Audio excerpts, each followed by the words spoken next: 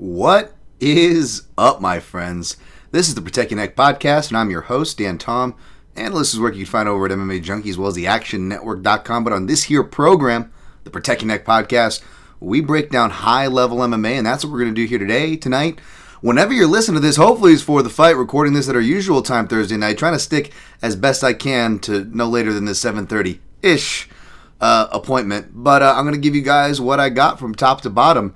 And between coming off a week off and the new format where me and my guy, shout out to at Fenyo X Sky, my guy Fenyo, at our post-fight show that we do for YouTube and Substack subscribers. It'll save you the ordeal of the recap, which people are kind of hot and cold about. But I'm doing the best I can, folks. What can you do? Trying to make light of this crazy streak we're on, and putting on the old Hitman clown suit, which I'm not trying to be negative, folks, but I'm going to do another one of those posts because I've been playing that free unlock.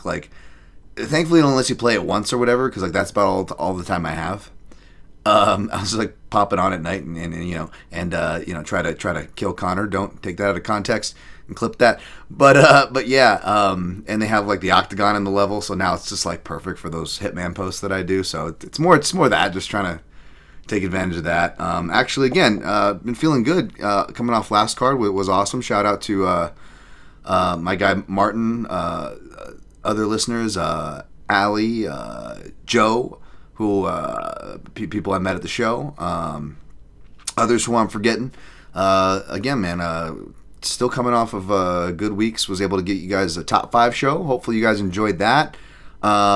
Worked through and recorded on a holiday through a holiday/holiday weekend, which is no big deal / nothing out of the ordinary for me, but I'm incredibly grateful for my guest time for doing that. Shout out to my guy Ben Cohn at BJJ Oversimplified. Drop the E and the first I amplified there.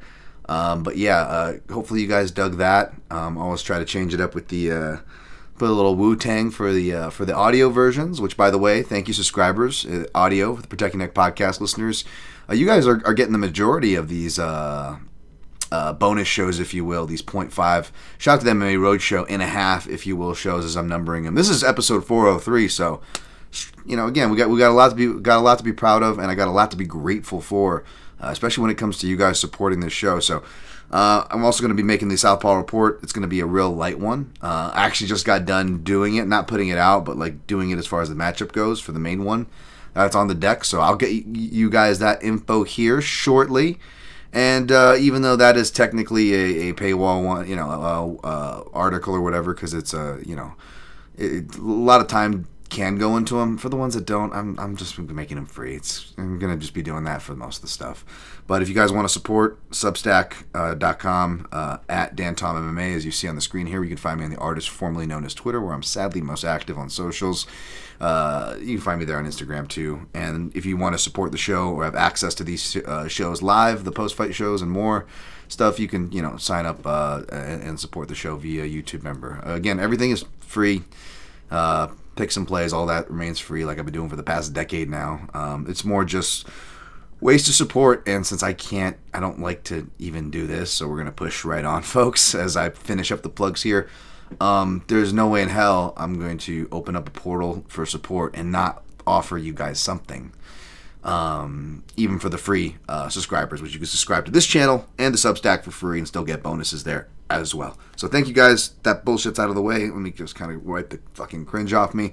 And we'll get to what we came here for, which is talking to you guys, first of all, because you guys are awesome. But we're going to be breaking down the fights. Hey, what's up, Chronic Combat Conversations? We're going to break down fights, Chronic Combat Conversations. My guys over there always put me in a good mood. Let's go. Nothing like Dan Thompson. You guys are way too kind, man. James Kendrick, this UFC card is absolutely dreadful. And to see Chud Rose fans actually defending it. Are people defending it? It's hard, man. I'm trying not to be negative, but then it's just we'll get to it from, my normal card format complaints to, when we do see a decent card and we're like, oh, that's right, it's because of the going to the sports wash. To the sports wash, yeah. Right? Everybody's learning about the sports wash this year. Pros and cons. My guy, Enforcer number 2. We'll get to Enforcer number 1 in a second here. We got Ghost Phantom in the house. The second Enforcer, and dubbed the Ghost Keeper by Drake Riggs due to the gatekeeping bad analysis criticized for in parentheses, and praising good ones. That is appropriate and clever. Shout out to my guy Drake Riggs as well, but especially to you, Ghost. You know, you've had day one support here, my man, and we are grateful to have you. Which is why you're also a gatekeeper here of sorts, because you're a moderator alongside the number one man, Jimmy Kudo, 598. Enforcer number 1 is here. He says, I hope you had a good 4th of July despite our country being going to the garbage can. Yeah, I feel like Hanato, I was just, finishing the Hanato Moicano Drew Dober fight, speaking of the Southpaw report, and I was like, I think Hanato Moicano probably would have cleaned up compared to our candidates. But this ain't a political show, and I am going to be about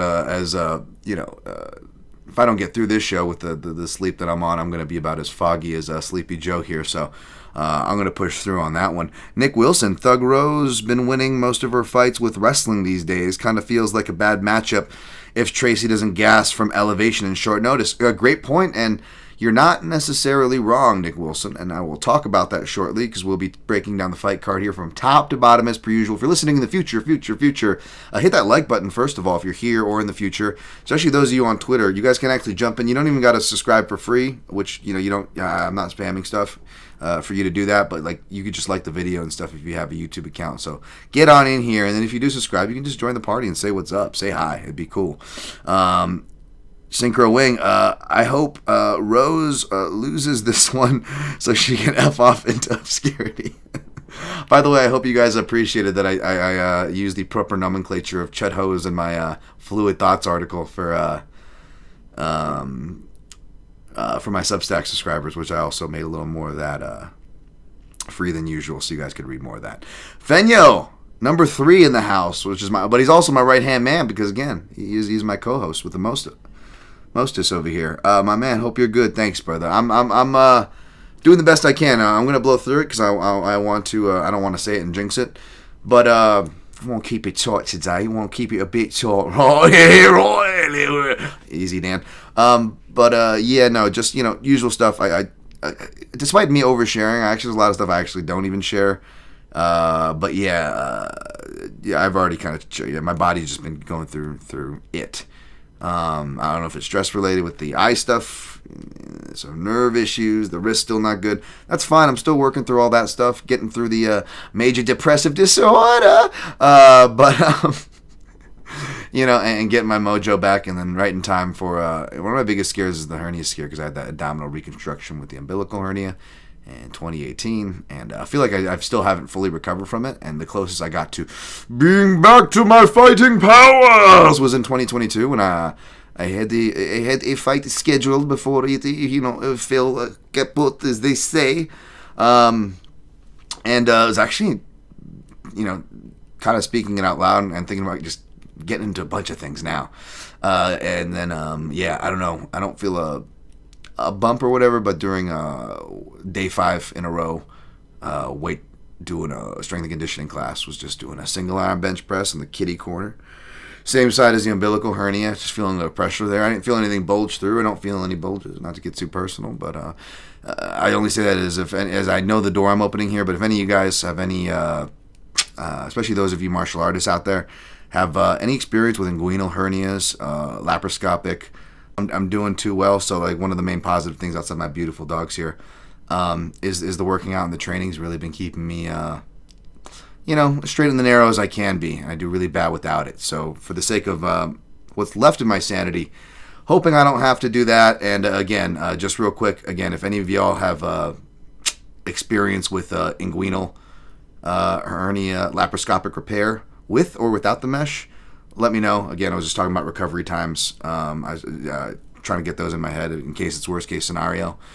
But yeah, so I've been getting scans and doing a bunch of doctor stuff. So that's why I'm a bit behind. I only have about half the card takes for you guys, which has been kind of the normal. But I've been trying, and my defense doing better. But again, between all that stuff and not like pushing the show back to 8 or 9 p.m. like I have been doing, I'm going to give you guys what I got. And at least it'll be a shorter episode. So enough about me. No one cares. It just, for those of you that do, though, obviously appreciate you. And those of you that actually have like real feedback to give, feel free to DM me. But this show is about breakdowns. So we're going to get to that. I will say, though, man, oh my goodness. I haven't had a CT scan in a while. And I tweeted about this. Dude, it felt like I was in that Prometheus machine where, like, am I going to get, like, an abortion or something? Like, it's just going to cut into me like, there's no baby there. I'm a dude. But it was, like, talking to me. It was, like, telling me when to breathe and stuff. I was like, what the hell? And I had to drink, like, wake up and, like, chug a bunch of, like, this berry. Like, it was, like, vanilla flavor. So they gave me, like, these 2 cartons of white stuff. I had to, like, wake up 3 hours before, chug it, and then I had to go back to sleep, and then I woke up like an hour before, chugged it, and then like stayed up. I mean, oh my god, man, I was I was chugging so much white stuff, I was starting to feel like a Shara Bullet fan, you know. Anyway, so your boy's struggling. It's a little bit of delirious Dan. So on that note, let's get to the fucking breakdowns. We're gonna be breaking down UFC fight, and sorry for that interruption with the internets and stuff. Appreciate seeing you all in the chat. I'm going to get to you guys. Lazy Dan, first time catching Dan Tom live. Let's go. Oh, sweet. Thank you. I love seeing new people, and I'm sitting here talking about a fucking hernia while my internet's going off. It will be a shorter show than usual, though, so hopefully it'll be short and sweet for you guys. We've got UFC on ESPN 59, UFC Denver, UFC Fight Night, Namajunas, Cortez, UFC Fight Night, Chad-Hose, Cortez. So we got a party. You know, I don't know if it's like a shout out to the MMA Analysis, the Predator Pat's Open Mat, but we got the chat, and that's where it's at. So let's go here. We're gonna go from top to bottom. We'll start with the aforementioned Chudley ones, and yeah, man. I mean, jeez. When I'm feeling down, I like to sing a song and think of some of my favorite things. I'm not going to go with no Sound of Music musical for you guys, but I may someday in an MMA version. We'll see, because it might certainly better than my picks. But I'll give this to you guys. So yeah, I don't know if it's dropped yet. I know the video's out from a junkie. I got again the fluid thoughts that I drop about midweek for you guys, at least before the podcast, at the very least. Obviously. So you guys can see kind of where I'm headed, and that's just, early lean. I reserve the right, but this one, I feel really good on the top 2 fights, and more so, actually. I just didn't get a chance to update that post, which I do update the fluid thoughts, so always check back on that if you're on the Substack and care for that stuff. But yeah, so the odds here. We got Rose minus 235, Cortez plus 180. This actually doesn't surprise me, both to see Rose favored as well as the spread even. So to Nick Wilson's point earlier, and I'm going to get to you guys, James Kendrick, I see some analysis there, and Ghost Phantom, I appreciate your care. But only Happy Bulges, yeah, absolutely Nick Wilson. Hello, Makato Guy Goku, what's up? SD Crusader, what's up? Another new face. I love to see that. But yeah, Nick Wilson was saying Thug Rose been winning most fights with wrestling these days. Kind of feels bad matchup. Yes and no. So like, I agree. Like, if you go traditionally, it's been superior wrestlers and superior clinch fighters, even in lackluster fairs where the wrestling really wasn't too much of a scoring factor, a la the second Esparza fight, right? But nonetheless, you kind of look at the common threads for struggles and successes. Kowalkiewicz even, she was really, kind of dicing Rose up in the clinch, and obviously there's a ton of Rose fans here in the chat on this podcast, but you got to give credit where credit's due, and something I always obviously try to do and put whatever biases that we all have aside, and she's actually made some legitimate improvements here. Now, we can argue about process and direction changes, now that she was working with Pat Barry more.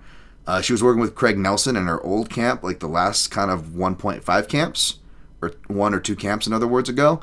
Didn't look like she went to Minnesota for this one, so it's been like Genesis, staying at Elevation. It makes sense, it's right in her backyard, right? So it looks like she's getting good training partners and whatnot. We are seeing more stance shifting, not just because she hurt her hand in the Montefiore fight, because you see her carry on that theme actually quite nicely and quite competently into her next fight, Amanda Hibash, which I know, was underwhelming from both my memory and a lot of others. But when you actually go back and rewatch the tape, I was impressive with the clinch work, not just the awareness for the judo throws from Hibash, but like also just her frames and strikes, being able to like launch those body knees. She's really good kind of awareness there. These were things that weren't always in Rose's game, and it's funny because these are things that stick out in Cortez's game. Hence why I also agree, and I don't think Nick Wilson, and anyone else saying that, Cortez poses stylistic problems. Like, they're not wrong, right? Because you look at Cortez, especially in her early fights, she has a natural aptitude for, like, off-the-frame striking, off the clinch. Not just, obviously, she's got the wrestling chains and that patent Henry Cejudo inside trip, right? But even from a striking perspective, it looks really natural. And even not even necessarily against the fence. Like, you see her flow into it in open space, just kind of striking into close quarters naturally. Now, she sharpened up her striking. I don't know if, like, to be the term used by other analysts I respect, where they would say she's trying to be capital T technical. But to a similar affect, she's like, even though she still will wrestle, I'm not seeing as much clinch warfare from striking to even the inside trips. Like, she's been going more to level changing doubles, which makes sense, especially if she's gonna not be so dedicated to pressure, because she can play off the back foot even at a reach disadvantage and kind of get a beat on their opponent. We saw that as the fight progressed a bit with Jasudavicius. She was doing those 3-2 change-ups down the pike and having a lot of success with that despite being the shorter fighter. She obviously has some natural pop on her shots.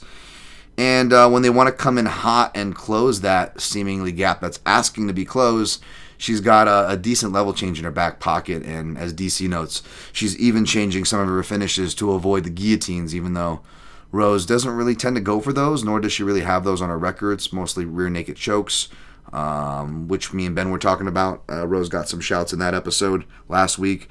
And also, obviously, more early in her career, the opportunistic guard play. But she's not really doing that anymore, even when taken down, like in the Esparza fight in defeat or in victory in the Hibash fight. She's really good about using a tight whizzer and then parlaying that in conjunction with her leg dexterity, getting leg play. That's always the note of a good grappler, right? Whether they're on top of their on bottom, whether they're wrestling on standing in the clinch like a Khabib or a Makhachev. What are they doing with the legs? The legs got to be constantly working. BJ Penn using the legs for arms, so to speak. And Rose has some deceptively good dexterity. She uses good butterfly insteps. In conjunction with the whizzer, will belly down, get back up, create space, have the grip in play with, again, those body knees just kind of chambered, ready to go. You can maybe criticize some hesitation or output on the feet for her focus in both wrestling offensively and defensively, like waiting for the shot. But, I know there were some head clashes and stuff, which you can't help. That's going to be natural in the Fiorot fight. But in the Hibash fight, her hips seem much better at hardwired triggers for defense and whatnot, which is going to come in handy against Cortez. This is also in the big cage. I think that almost matters as much as, the elevation, at least for certain stylistic fights. One could argue, and one could argue that's this fight, because if this were in the small cage, not only would I probably be taking Cortez, I'd probably take Cortez even if she was taking it on short notice like she is, right? I know she was scheduled to fight a week after this against a completely different opponent, granted, in Miranda Maverick, a southpaw. And Cortez is a natural flyweight who has had trouble in the past making the weight. So, that plus the elevation, you got to wonder. That being said, even when she looks like she is tiring, she really stays consistent with her work rate and will still dig out hard ground and pound and positional wins late into a fight, which is good to see from a fighter, right? And so she does have staying power and durability, but again, at elevation, the short notice, even if you can argue, which she's trying to make the argument of the natural weight classes, Rose hasn't fought a real flyweight, yada, yada, yada. As far as level of competition, you could argue there's a bigger step up being made on the other side as far as for Cortez, say what you will about Rose, right? So you incorporate all that with the fact that Cortez, both with her striking improvements and in her more raw days, one of the common threads is that just getting her kicks countered. She comes from a really good low kick camp. She's got excellent strategic corner, Santino DeFranco, who, just going through Cortez's whole catalog, I really got to listen to a lot of that guy. And Cortez goes to a lot of decisions, so you get to listen to the corner a lot. And he's really on point, man. She's getting the information. It's not like a lack of skills and resources, so to speak. It's just habits and what plays out, right? It's habitually for a fighter, and she gets really caught throwing naked and loading up on her kicks, and she gets countered. So that was the main thing I went to look for Rose, and that is the one thing is that Rose is, she's still countering nicely with her boxing. She's doing the inside parry, inside slip counter, cross counters over the top of straight shots, both in southpaw and orthodox, by the way, which is impressive. But as far as like traditionally countering kicks, like most of the highlights you see of her countering kicks are when she's with Whitman. And in the last couple of fights, you haven't seen it as much. Now, in her defense, when I went back to watch the Fiorot fight, where I would expect to get a lot of looks to see how she's still countering kicks, to see how well it's hardwired. And again, in her defense, Fiorot's noticeably doing a lot more boxing, which she does more than I think I as well as others realize. But yeah, she noticeably doesn't throw too many kicks in that fight, actually, so you don't really get too many looks there. But the kick counters is going to be the thing to look out for. Now, with the potential staying power of Cortez, I'm officially picking Namajunas by a competitive but clear decision. But, Cortez's propensity to she does a nice tripod, but she does a lot of back exposure wrestler style, and with Rose being undefeated in fights where she's taken the back and having decent finishing prowess from there, and her just being opportunistic, maybe she could land like a head kick or something into like a Cortez crouch, like that switch kick that she landed with Zhang Weili in the first fight's going to be live. That's going to scare me away from playing methods. Like, even though I'm picking decision, you've seen me before sprinkle on late round props. Maybe I do that here. We'll see. But like I said in my Fluid Thoughts article, parlaying is the way to go. And we'll talk about potential pieces as we get down the card. But I want to get to what you guys said for this fight. All right. All right, James Kendrick, some analysis. How well can Tracy Cortez implement the Zhang Weili game plan of low kicks and wrestling? Tracy trains with Eddie Cha, Santino DeFranco, so they should have good game plans. Yep. Yeah, you're spot on, James, and definitely good game plans, good strategic corner. But again, the low kicks seem to hurt her more than they help her, so it's hard for me to depend on that. And the wrestling could be a wash if Cortez isn't able to really do some damage and put some serious doubt into Rose early and often, because Rose has been really, to her credit, much improved there. Ghost Phantom, I think ringcraft will be important in this matchup. Can Rose stay in the middle of the cage, or can Tracy get it to Ilia kill zone behind the black line? Beautifully put, Ghost. Beautifully put. And that definitely coincides with my feelings as far as my argument for the cage size being important, because of that exact dynamic that you said. Again, say what you will about Namajunas, but she's really fleet of foot. She's good at circling, both freely and with clinches. So, yeah, that's something to look for. Lazy bed. If Rose retained any of her primary skills, footwork and dictating engagement are among them. I can't see Cortez getting the dogfight she desires out of Namajunas. Yeah, I hope you're wrong. I hope I'm wrong, right? But I agree with you right there, Lazy Bed. I agree, right? I think we're on the same page there for whatever that's worth, which could be bad for you with how my picks have been. We'll see. Obviously, I won't mind getting this one wrong too much, folks. Rhea says in Truesdale, I didn't think that Rose looked that good against Hibash. Very fair. That was me. He says all she was doing was she was throwing the rear hand against Hibash from open stance as Hibash walked into range. Her distance game has degraded.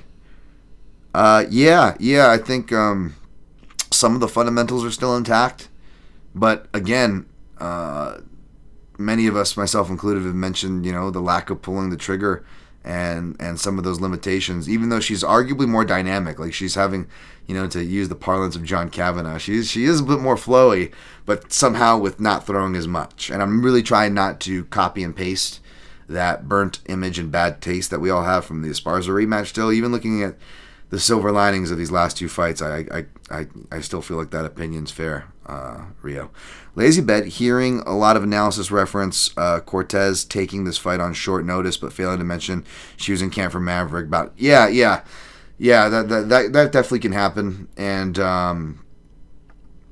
as much as part of me doesn't blame people because it's just so chaotic with the news cycle, and as much as I hate having to I feel like again, impromptu is the fucking most used word in my vocabulary as a writer covering UFC, because everything's fucking impromptu. And half of the shit is just explaining the context, and it's just annoying. I'm like, I just wasted like 4 of my sentences just trying to get us to fucking square one so we can have the jumping off point and talk about the fucking matchup. And it gets old and annoying. But it's also obviously equally annoying and way more actually harmful when you're not putting the proper context of information, which I'm a big pet peeve of too. So I'm with you, Lazy Bet. I'm with you. Loving Cortez here. I respect you guys, man, and I will not just be happy for you guys, Chronic Combat Conversations, if Cortez comes through. I will be happy for myself as well, even though I'm probably going to be parlaying Rose like a dummy here. But hey, we've got Wushu Sanda Masters wearing sashes, and we're going to get to that fight next. Yeah. One of the more interesting bouts on the card for me is the promote. Yeah, we'll get to that. She was on my. One thing that is aging well for your boy again is the prospects to watch, and we've got 2 of them: Joshua Van and Fatima Kline. So let's work our way down.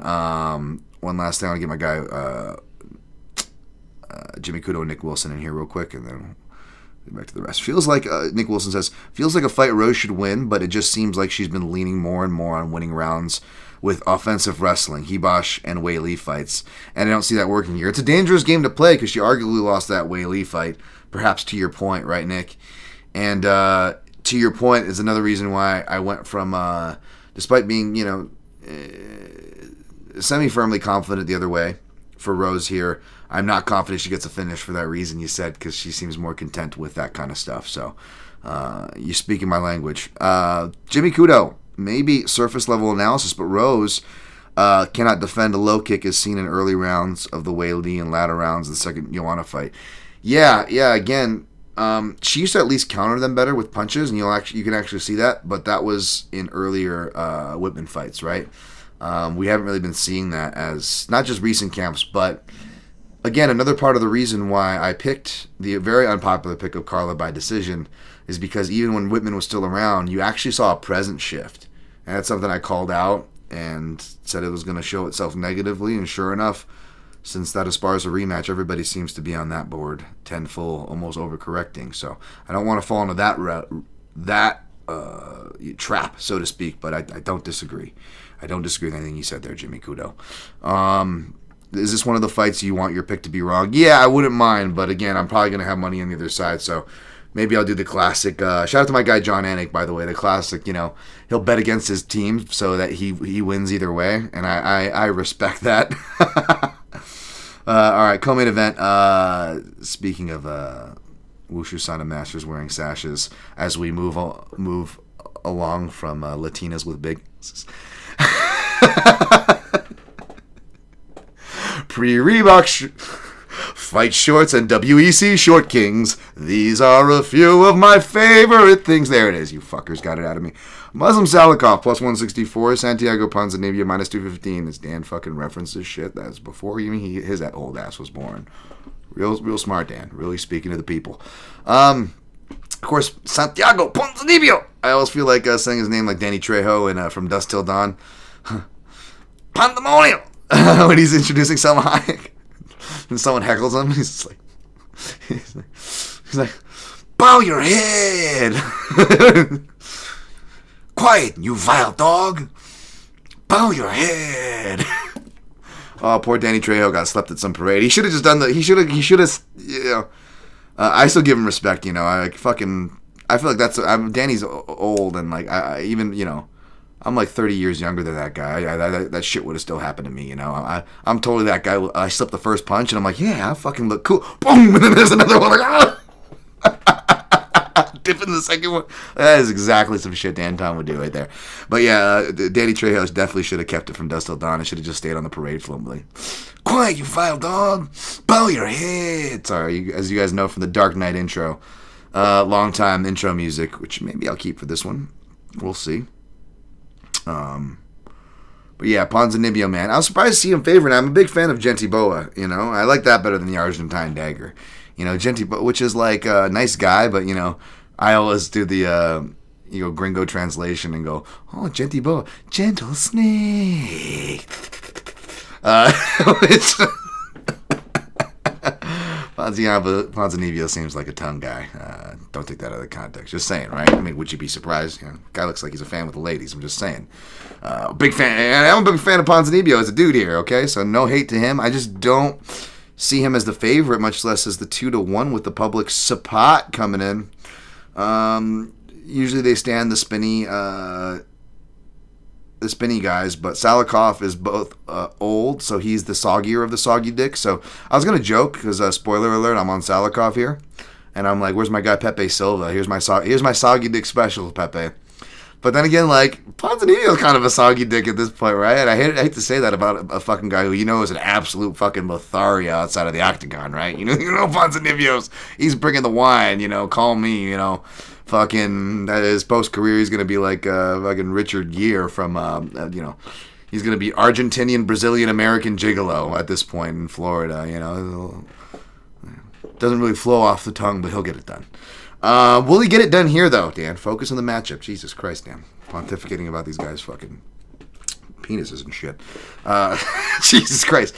It's tough to say. This is a classic dynamic where, so it's weird, right?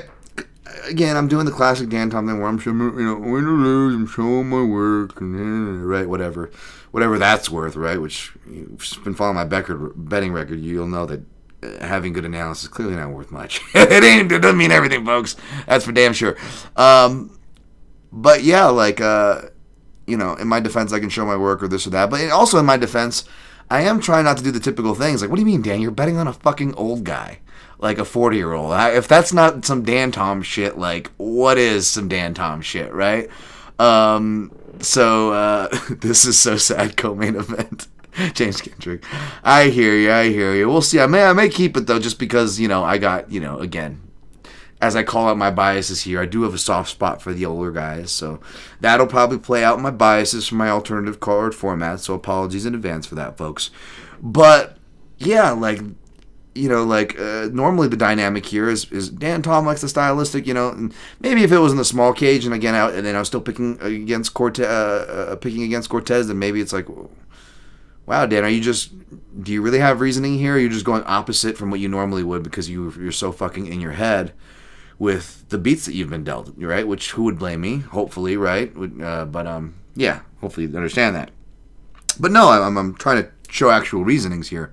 My processes, and this is the same one where it's like usually I would go for the less flashy guy in Ponzinibbio.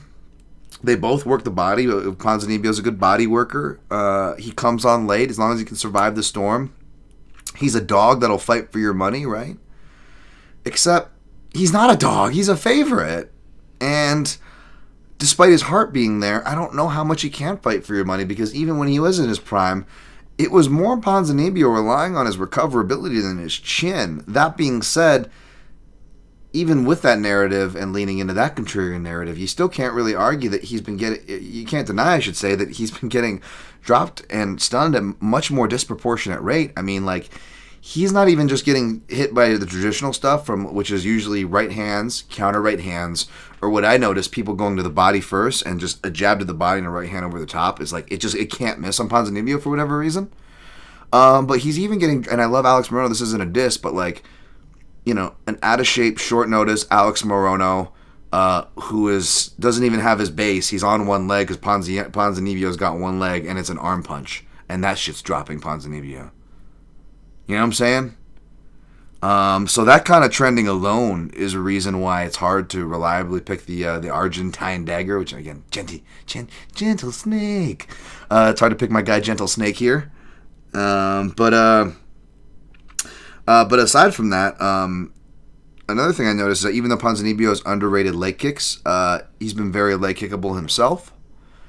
Salikhov has really embraced the more traditional, I don't want to say tie style, because he's actually doing a lot of calf kicks now too. He's doing a lot of calf kicks that are going to be there with Ponzinibbio's boxing-centric stance, right?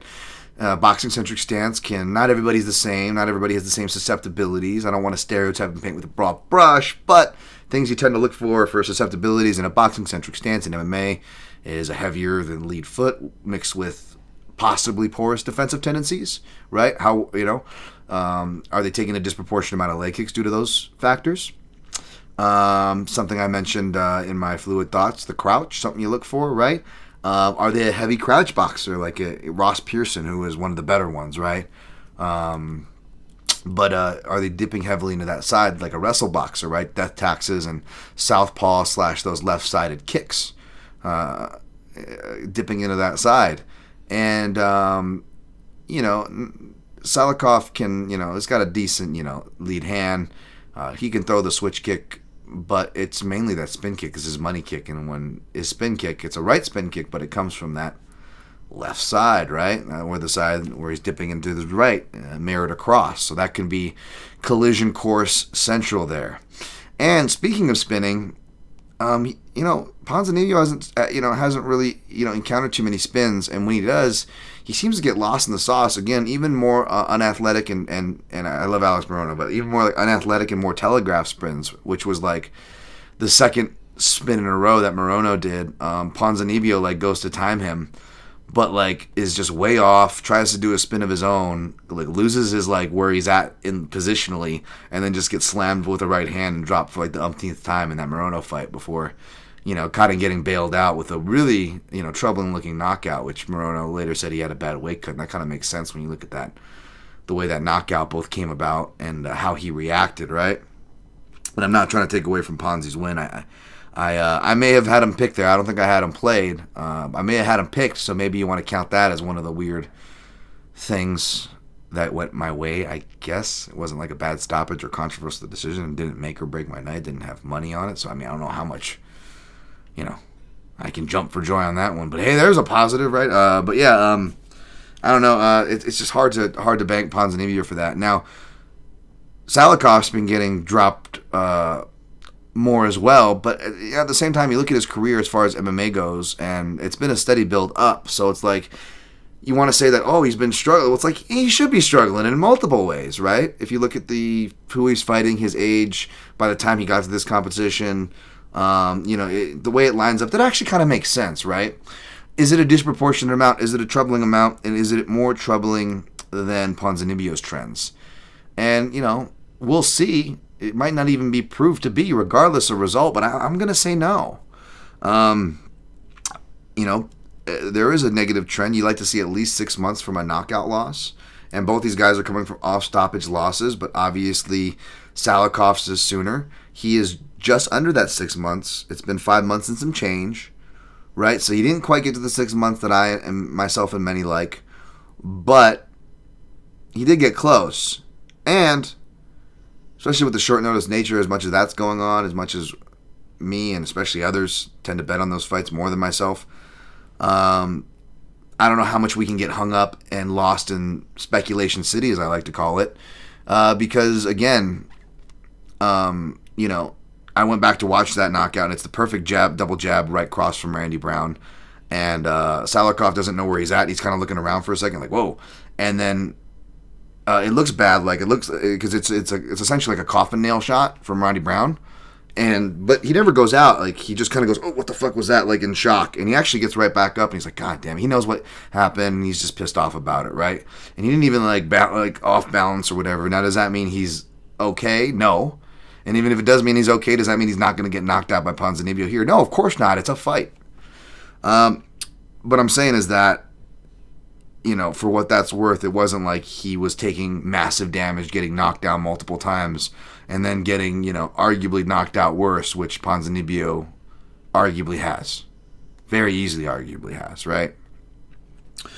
And you look at the miles, and it's like, again, like how much younger is Ponzinibbio here? They're only 2 birth years apart. I know he's listed as 37 and 40, but it's one of those things where they're actually only like 26 months or something apart. Like it's closer to 2 years apart than it is 3 years, despite it showing 3 years currently on the calendar where we stand. So it's one of those weird things. So I would already be picking Salikhov. I would already be tempted to play him at his opener plus 120. But the public's going to force my hand and give me plus 160 or better. I felt obligated to take that as one of the more clear dogger pass spots. Again, say what you will, my guy James Kendrick. I don't disagree with those feels. By the way, you're the man, James.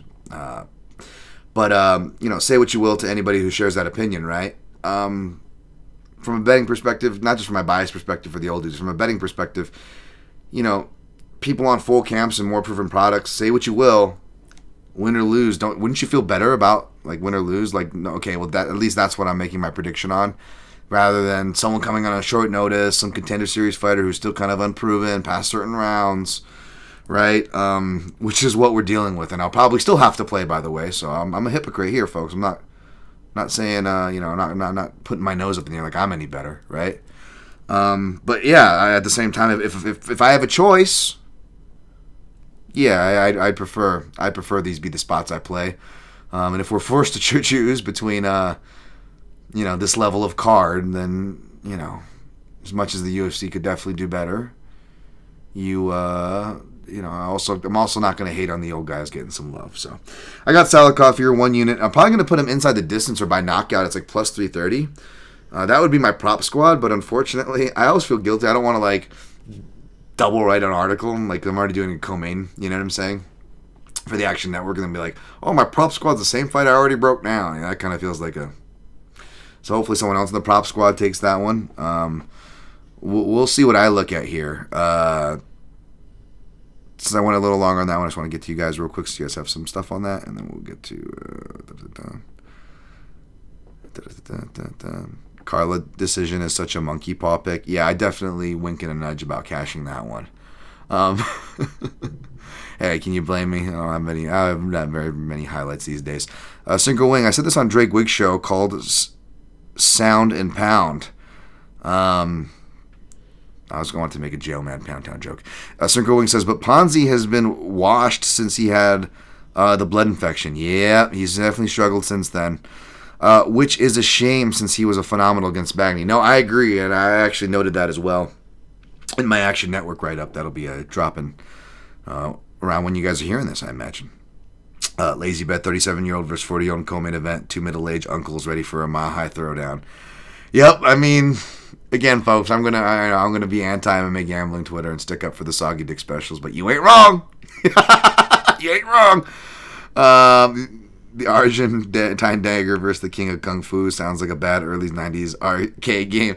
Thought you were going to say 70s Kung Fu movie, but I guess that's more my dated ass going to work, so we're probably in the same mindset there if you adjust for inflation. Rhea says in Truesdale, I took this from Jack's Slack's Filthy Casuals Guide to Muslim Salikhov, but he never commits to the jab despite all his shoulder feinting and retreating. I noticed that too, however, when I'm going back to tape this fight, I don't know if it makes sense because like using more modern kickboxing techniques that he's using more jabs and low kicks. But with the low kick note that I made, he actually had a pretty decent jab. It reminded me of like a Gaethje jab where like, why the hell don't you use that? Like, he doesn't have the longest arms. At least it doesn't look like it. Maybe I'm wrong. Me, I'm not like a reach or height whore. I don't really operate off those stats right in front of me heavily. But, like, he didn't even look like he's got a long arm. He actually has a decent jab when he uses it. But Jack Slack ain't wrong because it's pretty vacant. But I will say, if you go back to watch his recent, last 2 fights, you'll see more of it's weird. The Dalby fight, he was actually doing really good with it. You just forget it because Dalby gets his late success on him. Ghost Phantom, I forgot. Both Muslim and Santiago both got KO'd. Yep, we're doing a lot of loser versus loser. It feels like more than winner versus winner these days somehow. I don't know how that works. But lastly, but not least before we push on, Lazy Bed says, this fight being slotted into the co-main spot is just a nod to Ponzi's contributions to the company, or am I missing something that warrants its placement? That too, he does do broadcast work for the Spanish channel. And you got to feel bad for the guy. I mean, this guy, he had a right and was a bad matchup for Tyron Woodley, who was champion when Ponzinibbio was going on his run, that hit its apex mountain, so to speak, in 2019 before it fell off a cliff with the blood disease stuff that my man in the chat just referenced, right? And this was also one of the things where even though UFC was doing its relentless schedule, they were at least using their international market and world expansion era to properly promote fighters. Now, even when it wasn't the Conor McGregors, like having that moment in Argentina over Magny, Ponzinibbio, like that was a huge thing. Like I love seeing that stuff, man. I love when, and that was just like a UFC fight night, right? You know what I'm saying? Like the UFC is capable of these things and checking multiple boxes so that not just they win and their viewers win with an entertaining product, right? But you're actually getting like fitting like home crowds, fitting live events, and UFC production, who doesn't get enough credit and they're overworked to hell, I imagine. They always shine with these, the improv on the spot. Izzy doing the dance on the way out in Australia,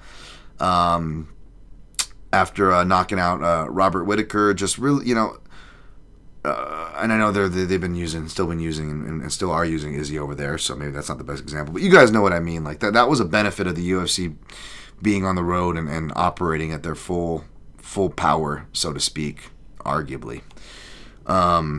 Yeah, all right. Anyways, does that annoy you when someone is gifted with a jab but rarely uses it? Yeah, it definitely does. All right, I want to push on, guys. Drew Dober, minus 113. Jean Silva, minus 113 as well. I think Drew Dober opened as a favorite, but public money is coming in. Yeah, he opened as a minus 155, but the new hotness in town, again, no bigger ageist. I mean, as much as I agree and love you guys and appreciate you in the chat, but I'm just saying, let's be honest. We see it from the well-meaning. We see it from the cool kids in my chat. We see it from the bottom feeders in the gambling Twitterverse, right? Like, it don't matter. We're all guilty of it, right, folks? And there is no more place that is more ageist / air quotes racist against old people, wink wink, than the MMA space, right? And not saying that's what this is, and that is not justified. Again, fighters who could competently counter, that has been a kind of a common threat for Drew Dober as well. Not just the obvious ones of submission losses from Benny Dariush to Islam Makhachev. You look at it more even in the striking realm. Fighters who can counter generally done pretty well and have had their moments, and that is Jean Silva. He hasn't had to fight many southpaws. He just has a really quick sample size against Weston Wilson, which doesn't show us much. His approach was really largely the same in that fight. And against Charles Jourdain, which I was just at live, went to go rewatch that one just now before getting on here and getting my timestamps for the southpaw report, because Jourdain actually fights a lot from southpaw. Although the second he goes orthodox, the first two times he goes orthodox, or coincidentally / not so coincidentally, the first times he also gets hurt. A lot of the work, like he lands a nice inside low kick, and he has good radar for the kicks coming back at him, but Jourdain's still able to land a nice body kick, and he's still able to land a nice straight left cross down the pike, which are, the Drew Dober specials, those power side shots. Not that Drew Dober doesn't have a right hand himself, folks, he does. And then a Jason Gonzalez knockout, he's got the right hook that a southpaw should never leave home without. But the countering dynamic, which, even Matt Steamroller, not even the most pronounced counterpuncher, because he's a wild man that can come forward, can kind of scrap right in the pocket, underrated grappler, all these things my guy Steamroller is. With that being said, even his countering was good enough to be the first person to kind of tax Dober and crack that chin. Not that it hasn't been cracked, but, as far as making hay off that cracked chin and actually getting the stoppage. So if John Silva does it, I wouldn't be surprised. That's probably why your totals are juiced all to hell. And yeah, it's tough. I'm not sure who's done the 2-week turnaround since Chaz Skelly and Chris Lieben. Both those guys won, by the way. John Silva, I wouldn't be surprised. He's got something about him. He's not having to cut the weight. He doesn't have to go past the rounds very much, but when he does, last time we had to see him do it was Contender Series, and that fight reminded me of like the poor man's Figueiredo versus Brandon Moreno 1, with the dynamic that it was. And we could see a lot of that here, especially with Dober moving away from trying to be the KO puncher and being more back to being more well-rounded guy. That actually hurt him in his last fight against Moicano, right? Because it's 1-1, and he, to his credit, which is something to look out for here, and why I'm leaning toward Dober. Although I'm not feeling strong about that, I'll get to that and my official takes here in a second. That bodes well for him, but then he goes back to the well and tries to lateral drop again. Kind of a lower percentage thing and dangerous thing against a guy who's a better on-paper grappler, and Renato Moicano. And sure enough, it costs him, right? Ends up on bottom in round 3. So it hurt him there, but he doesn't sound dissuaded from that approach in interviews. And I know interviews are interviews, but for what it's worth, Drew Dober's a very honest guy, right? Yeah,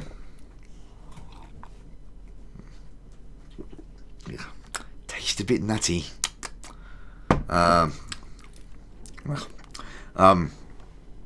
But yeah, I think that approach actually would serve him better here against John Silva than it did against Renato Moicano. John Silva does have a good guillotine to watch out for. He can still submit Dober, and if he does, it's probably going to be by that, because Dober's going to be shooting, whether he's hurt or not, just to change things up. So the guillotine will be something to watch out for John Silva. But yeah, man, I'm tempted to look at this over, except you're not getting. I was hoping we were going to get plus money on the over. For a second, it looked like it was going to be trending to flip. But yeah, as far as the over 1.5 goes, over 2.5, you're getting plus 180 at some houses. But even that's a high number, and that's not exactly juicy enough for me. I was only interested in to clear the 1.5 because I feel like both fighters are live in round 2. And if you want to get cheeky with it, I think round 3 is going to be live too. I thought originally round 3 was just going to be live for Dober. It's still more live for him on paper. He's the local fighter. He is the scheduled fighter for this high elevation card. And John Silva, his finishes are all traditionally in round 1 or earlier in round 2. And even though he's gotten better at fighting at decisions, at pacing himself, that's not his strong suit on paper. So if it gets into a war, especially with some grappling, I could see Dober getting this. It's pretty much choose Parker's, plus 175 for Dober by TKO, plus 185 for Silva by TKO, which I don't like because I think Silva can win by submission as well, which is plus 700. Not high enough for me to like the chance, but, it's tough, man, because if I want to be cheeky, I'd be like both these guys, with a submission flyer, both these guys with a round 3 flyer, plus a bulk either on the money line or an inside the distance or however you want it to play it. However confident you're feeling. To be honest, I don't think you're getting enough juice. I'd say just play their money lines. You pick a side and ride for a situation like this because it does have a chance of going the distance, even though you're getting pretty high odds from that. It's like if it goes to the decision, does that mean Dober, it was a dogfight and Dober's cardio prevailed and it got to decision because there was grappling, and if there was grappling, that means it was probably good for Dober, right? So you get plus 450 there if you like that, whereas that plus 600 Silva by decision, you're like, again, he's the more damaging fighter. If he doesn't get anything significant done with the takedowns, Dober doesn't wear damage well, right? Even he's getting rocked more despite having a vaunted chin, and even with the vaunted chin, he doesn't visual optics, right? He doesn't wear that damage well. So the fact that I sound wishy-washy should tell you everything you need to know, and the fact that even before I actually went down to break down the brass tacks of this fight, I felt just as indecisive. Again, should tell you, and more importantly, I'm speaking to myself here, right? Aloud. It should tell me that maybe I shouldn't bet this one. Not that I wanted to, but yeah, I'm not really seeing anything that I like, again, maybe I feel different, or if you feel a certain way, you look to put a round 2 or round 3 flyer, you sprinkle on that to get cheeky. If you want to get cheeky with a submission, maybe just throw that in a round robin so you're not overly exposed because it's a super high number, but I wouldn't get too confident with a lot of these fights, obviously. It's MMA, obviously, but yeah, this fight, as attractive as it is from a fan perspective, it's dangerous. It's a volatile city from a betting perspective. Gabriel Bonfim minus 330, Angelusa plus 240. So this is the one. Shout out to my guy Tony C. I believe he parlayed this for even money or better, Rose and Bonfim, and I don't disagree. as far as the pick goes, and I'm still kind of tempted to play it. I'm still looking. Right now. I'm in the middle of taping Van and Charles Johnson, even though I'm not supposed to bet any fights with Charles Johnson in it. Maybe this is a chance to get a little money back from all the weird beats I've caught. And, well, I don't want to blame it on Charles Johnson when I'm catching weird beats like almost every week, but you know what I mean. He's definitely on my no bet list for a reason, Good thing I stayed away from not that I wanted to bet Charles Jourdain, but again, that served me well. Speaking of Jean Silva, right? Staying away from the Charles Jourdain, another no bet guy for me that I don't like to bet. But yeah, so this is dangerous, right? It's like, well, damn, even if you're not playing Bonfim and you don't end up parlaying them, you're gonna pick the round one fighter at elevation. You hate those guys, Dan. Opportunistic contender series round one guy, and he got exposed his last fight. Now he's at elevation. That's who you're picking. Minus 330 chalk. What's wrong with you, Dan? Slap some sense into you. Now, again, even though I may be on the fence as far as wanting to play that for the aforementioned reasons, which are just, when I actually looked into the fight, I felt much better about it than that broad stroke dynamic would lead you to believe. Now, I actually have to look into the fight because I don't want to be, again, falling into the trap of, like with Rose or any other fighters where you let your personal biases start to bleed in, right? Especially when we're dealing with things like money. Even though we're just doing this for fun and for entertainment, yada yada. God forbid I actually, believe it or not, try to be responsible about it, despite, whatever pontificating people want to point out with my public record that's accounted for on the weekly. Yeah, and again, this is another case where it's like you look at it and it's like, so I'm still trying to be physical responsible on that end, but stylistically, I do like it. Now, the trap being Angelusa. And again, I'm not one to throw out the quitter thing or this or that, or took the easy way out, or, these really unkind things that people say about fighters who are brave enough to step in there while most of us aren't, right?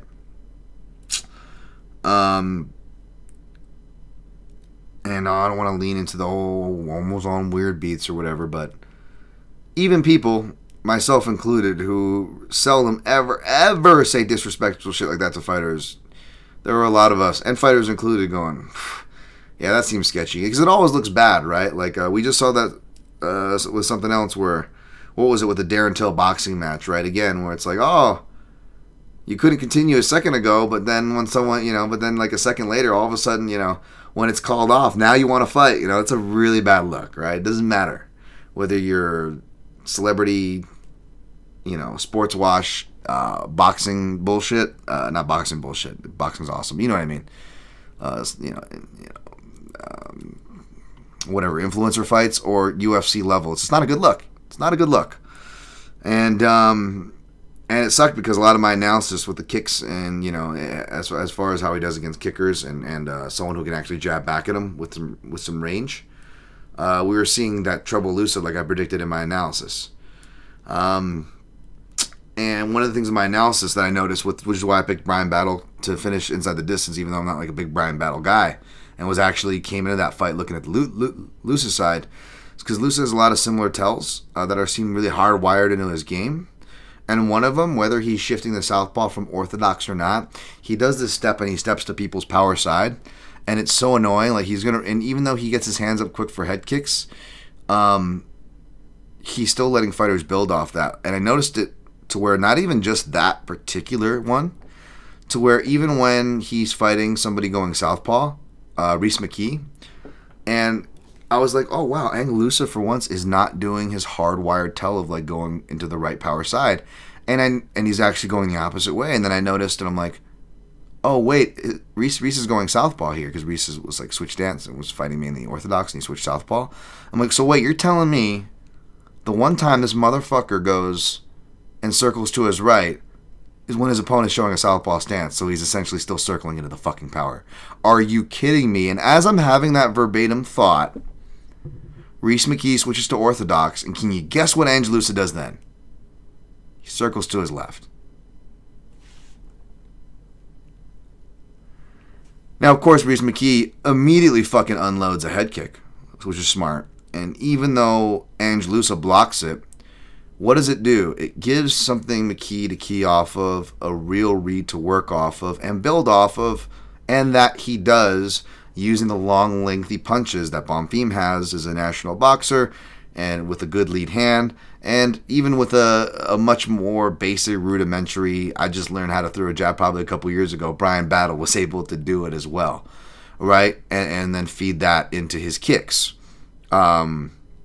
which both guys had a lot of effect with front kicks. Now, the thing about Bonfim, he's got those boxing stats, but I was looking for the head kick, right? Now, he doesn't really throw head kicks that much, barely at all, right? That's kind of the problem. Or as far as like those big roundhouse-style head kicks. He throws a lot of leg kicks. You know, again, he comes from the Cerrado MMA, so a lot of it's a very Vicente Luque style. He's also got some really hard body kicks. And he does throw, when he does throw to the head as well as the body, he's got good front kicks that change to those levels. So he's actually got good kicks, but doesn't throw a lot of those. So this is going to be a real IQ test for both. Obviously, him as a fighter, you can have, like we said with the Cortez and Santino DeFranco, you can have an amazingly intelligent corner behind you. It's ultimately, what does the fighter do? That's what we have to go off of. That's what we have. That's our information, unfortunately, right? Despite their best intentions, which I'm sure are great. So this is going to be a real IQ test to see if Bonfim is going to let go of that head kick. However, thankfully for Bonfim, not only does he actually have a good leg checking defense that's deceptive, I didn't really catch until this time around, really running it through the comb, but his leg kicks are going to be effective against Loosa, both because of Loosa's stance, as well as Loosa's not really great at defending leg kicks himself. And again, body kicks as well. So even though I'm not seeing as much head looks as I like, doesn't mean it's not going to happen, A, but B, what Bonfim does has shown to be really effective on Loosa, who mainly keeps a high guard, and he's letting a lot of traffic get to him from the body and the head stuff. Now, obviously, Bonfim falls off a cliff because you're like, he's fucking Dalby up, and he's doing really good things in that first round, really nice things.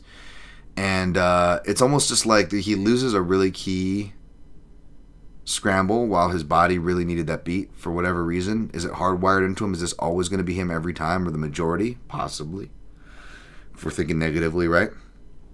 Or was it, forgetting he was 25 at the time, because only 26 now or something. Like, he's still really young in his career. He hasn't been out of the first round very often. Dalby's on this crazy, career renaissance, got the experience edge. A big guy himself is, all juiced, magma'd up, so to speak, right? He's just magma juice bullying right in there, EPO breathing, Wim Hof bullying in there. Maybe it was kind of the perfect storm, so to speak. The adrenaline of the crowd the home crowd maybe worked against him. There was just a lot.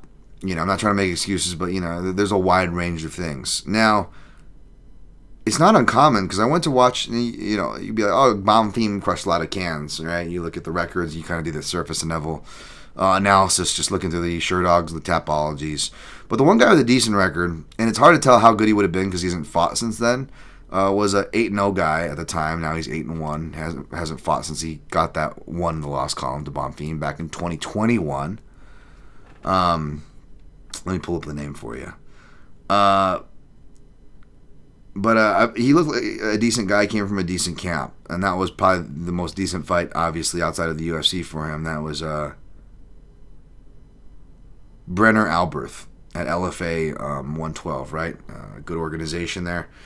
And he's taking him, not to task like Dolly, but he's doing well. And out of nowhere in round 2, Alberth has a moment. He lands one shot, and it's almost like that fight happened, maybe because I watched it after the Dolby fight. I watched out of order. But it almost looks like that fight happens after the Dolby fight, because Bonfim almost goes into PTSD mode. Like, oh, it's happening again. Like, the one fear you should have here if you're backing Bonfim, right? You don't want him to something to go wrong, and then he starts going into PTSD mode, and you can just see your ticket just burning up in front of you, right? Like, that's the worst case scenario, and you kind of see him doing that in this early LFA fight, and it's really bad. And this guy who just had the size and seemed kind of outmatched, despite being one of his better regional fights, starts taking him to task against the cage, and even gets his back, almost gets like an RNC, and it looks like really bad body language. Like, oh man, this guy is hardwired to quit. Maybe this isn't just a one-time thing. I know he goes on to win this fight, but holy shit, we're seeing it here, not just with Dalby in the UFC, we're seeing it here on the regionals, right? But again, life's about perspective, right? And we can either get hung up on that, or you can look at the fact that even as bad as those optics were, especially knowing what we know and seeing what we've seen further with Dalby in that round 2, Bonfim was able to come back with a good attitude. Got in a heavy fire. Things weren't easy. He jumped right back into the fire. It looked clear and focused. It looked like he recovered both his wits about him from the right hand and the stamina, as well as whatever psychological shock, right? 3 different check boxes there. And thankfully for his sake, was able to, rock the guy, get the finish, followed up very smart, wasn't just wild, and came back and got one of, I believe, 2 or round 3 finishes, or something like that. So, he can finish late. He can overcome adversity. Is it, again, the most proven product? No, I'm not saying it is, right? But for what we know, there's 2 sides to that coin in his defense, So can Ange-Loosa do that? So here's the thing. Ange-Loosa looks like he's one of those fighters that kind of got that same lesson that we could see from Bonfim here, which is why I think round 2 is going to be live, even for a round 1 finisher. And even if you are super gassed from Bonfim and you are picking him like me and you are picking him to finish, the guy who has never been finished yet, like I am, at least as a pro. He's been finished by knee bars and amateur Loosa. But even then, I think round 2 maybe could be an interesting round robin flyer, especially if you don't want a lot of exposure to Bonfim, but you want something on the fight. Because I wonder if he's going to fight more conservative. As you see a lot of fighters, they almost have the little, I hate when people call fighters scared. That's not how I mean it in a disrespectful way. I just mean it in a real way. Is nothing's more, and because you hear fighters in commentary, the fighters say this themselves, folks.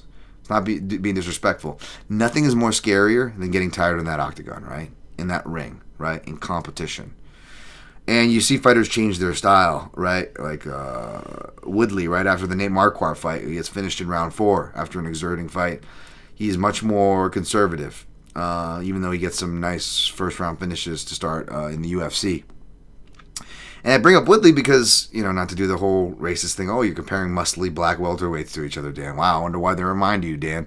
But Ange-Loosa kind of reminds me of Woodley in that sense, where he feels like Woodley, who he maybe learned that lesson not under the big lights, maybe not even in a fight at all, right? Maybe he learned it in practice and has that PTSD about him, right?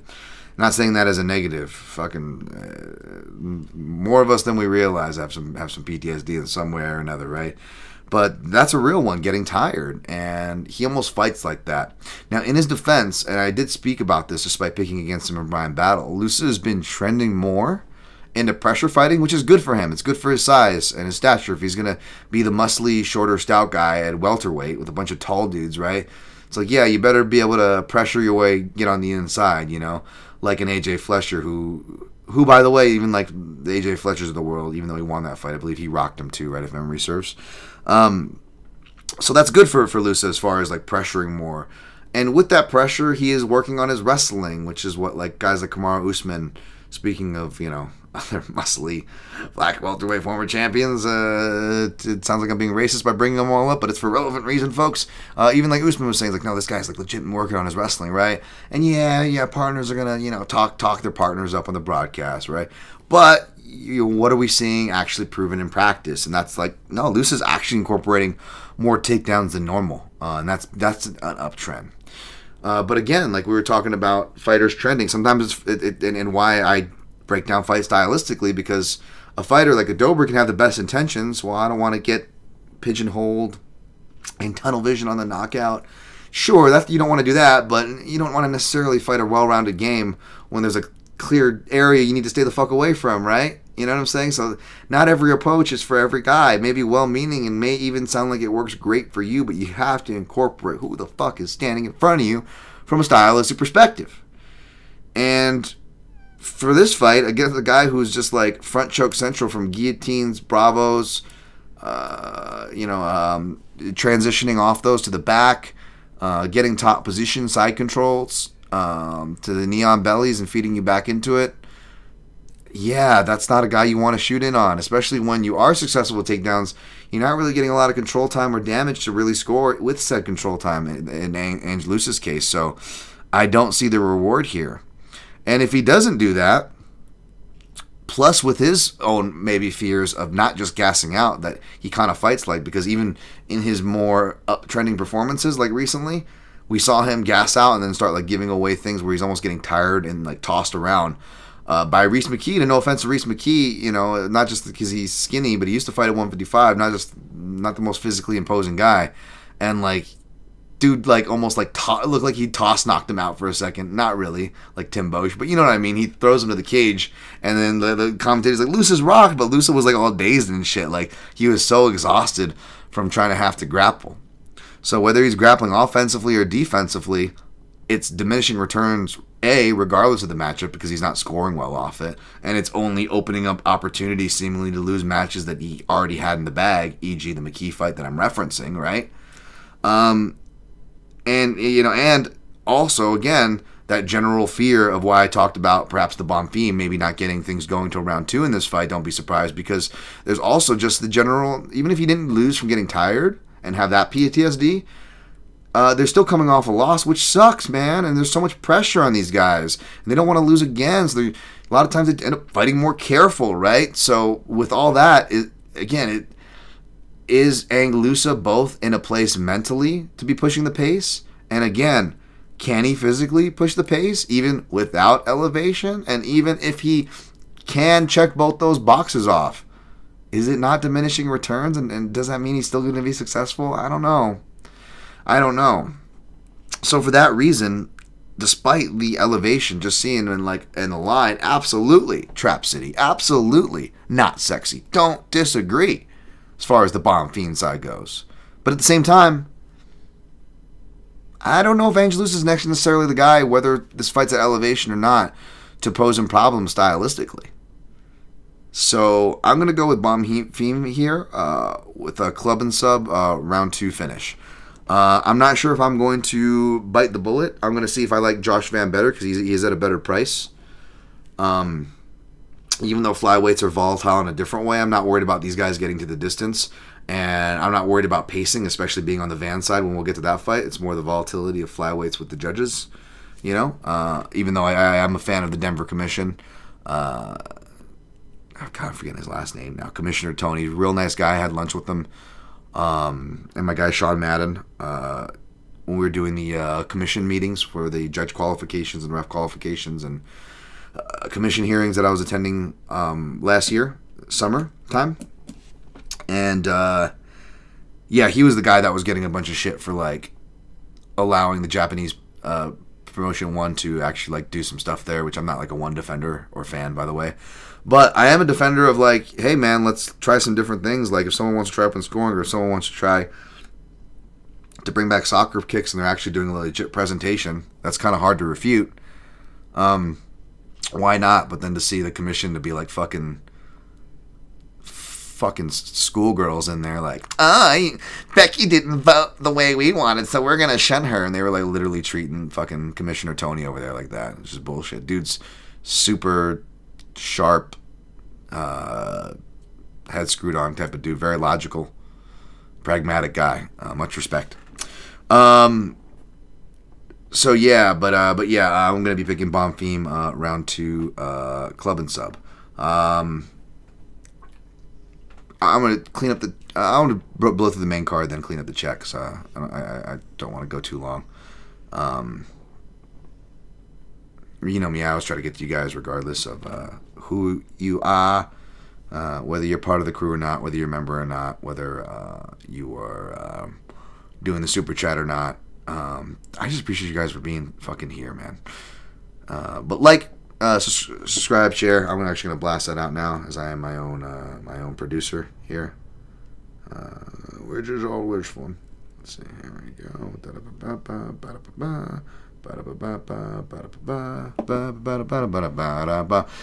CeeRod, Christian Rodriguez, minus 235. Julian Erosa, Cameron from Ferris Bueller's Day Off, plus 180. Looks like Alan. What's his name? Alan Ruck. Is that the actor? Like, I don't know, Dan. We're not all old and fucking nerds like you, bro. We're just here for the MMA fights. Julian Rosa.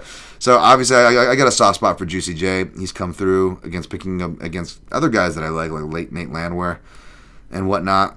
But Juicy J. It's no secret he can be caught early and cold. If he doesn't, he turns into one of the better fighters at 145 pounds that's criminally underrated. It's one of those weird things, right? That being said, he has been stopped in later rounds too, and in that fight in particular, it was a guy who fights opposite stances, granted, Arce, but he reminds me a lot of Christian Rodriguez as far as his technical savvy. Now, I got to go back into, I want to refresh the CeeRod-Cameron in another fight. I even want to go back to his, even though it was a lot of grappling, just because he hasn't fought a lot of tall guys. So I want to go back to his JSP, Jonathan Pierce. Oh, God, I hate that fucking nickname. Nothing against that guy. I want to go back to that fight as well. But fuck, no matter which side I end up on, I'll be either rooting against myself or not trusting myself because I ended up on the side that I've some bias connected to in some shape or form, right? So it's one of those fights I'm not really too keen on playing. And, I don't know. We'll see. I don't think it's a trap fight per se, but yeah, I'll just save my opinions until I can run the comb on that. And despite having the easiest layup ever, again, you guys know where my complaints are going to be for these alternative card formats. It's the one thing they consistently mess up. Easiest layup ever, guys. Not just for this card, John Silva versus Drew Dober, but holy shit. I would even argue, not just a pay-per-view, but even this era UFC 300 pay-per-view where it's underwhelming and we deserve better names, UFC, but even if that was the case and that was a popular narrative for UFC 300, even if that was there instead of something clearly better, I believe it was Sarukian and Dubronx, obviously, I would still be how the fuck is John Silva versus Drew Dober a bad fight, right? Again, it is the quintessential, I dare say, that's probably a better example and better wording here. Dober versus John Silva is literally the quintessential fucking main card opener. You can't design better fucking main card openers. Even if we get the weird version of that fight, I broke down and it goes the distance, it will justify its spot. No, let's go to middleweight against the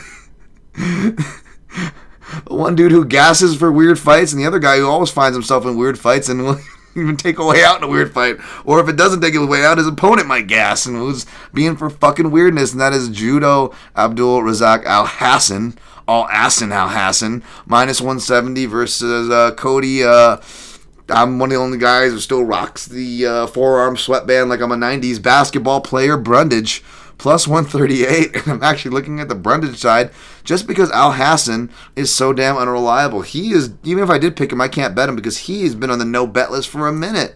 I mean, just the over ridiculously hype, the potential, the athleticism, the explosiveness, look at the muscles, all the cucky checkboxes you could desire for that type of analysis. He checks those boxes for us all, right? How is he not impressive?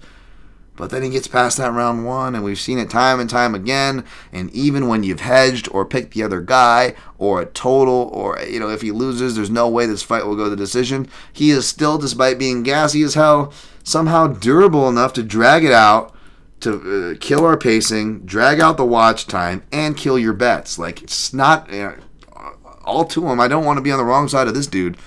He seems like he definitely holds a grudge. Ask Joaquin Buckley, but god damn, he is just not a fun fighter to break down, watch, bet on, much less make your main fucking card opener. Jesus Christ. Again, you're already asking so much with these ticket prices.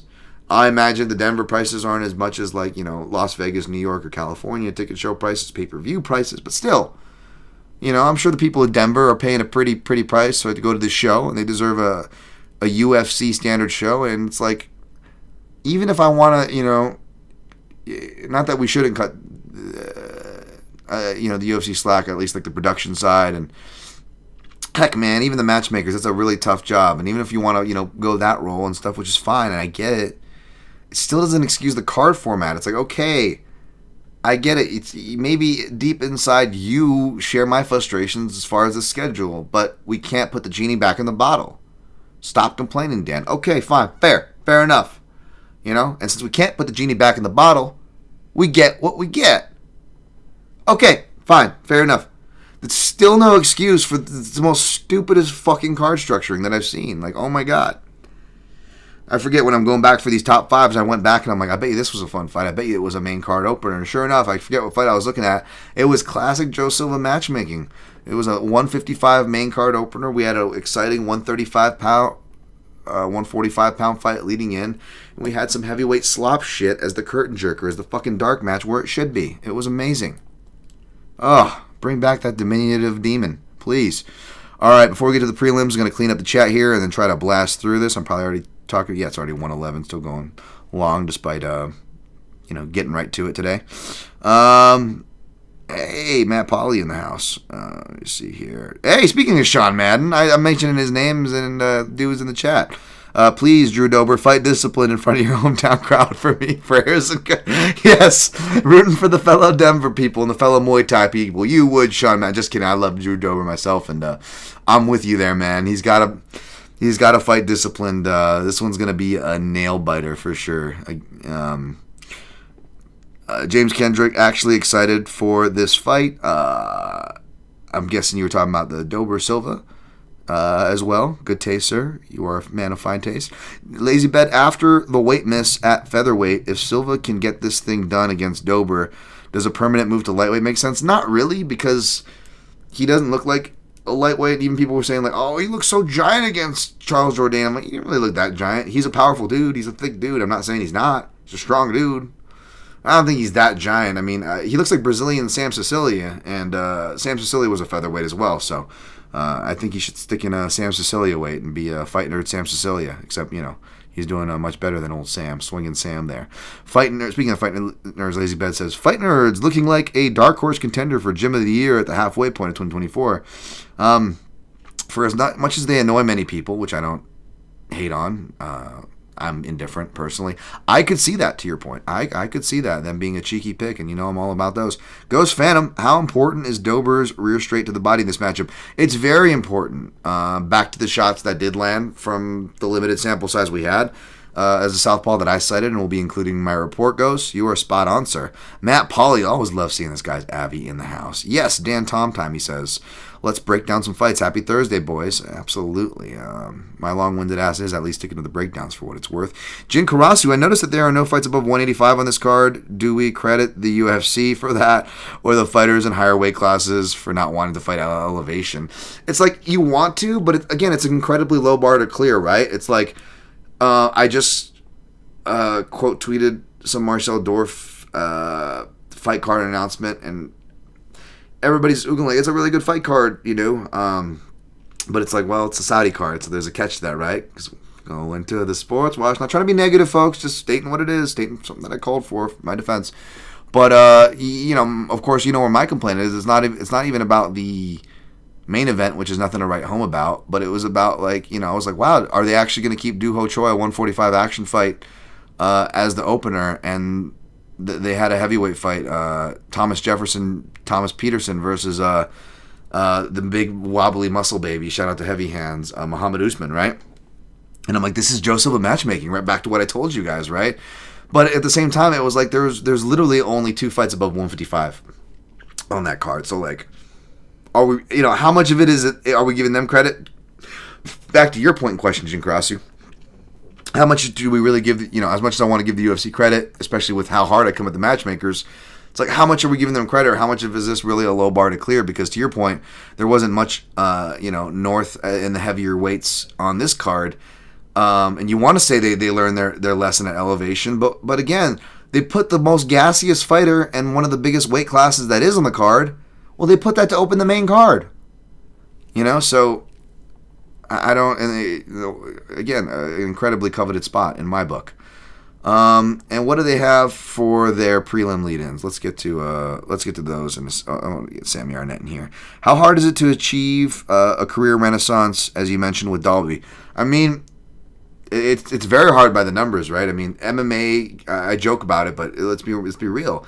The stats aren't disproportionate the way they are toward younger fighters, and the agists in MMA, Twitter of all sorts, don't fall into that trapping for no reason, right? There is reason to it. As much as I hate to admit it, as much as I joke about it, I'm a realist. I get it. And so in that case, it is very difficult. And as much as we joke about, supplementing your journey, a lot of guys that are in their primes. There's maybe no other way to do it. So I ain't hating. Go Locomotivo. I'm a fan, baby.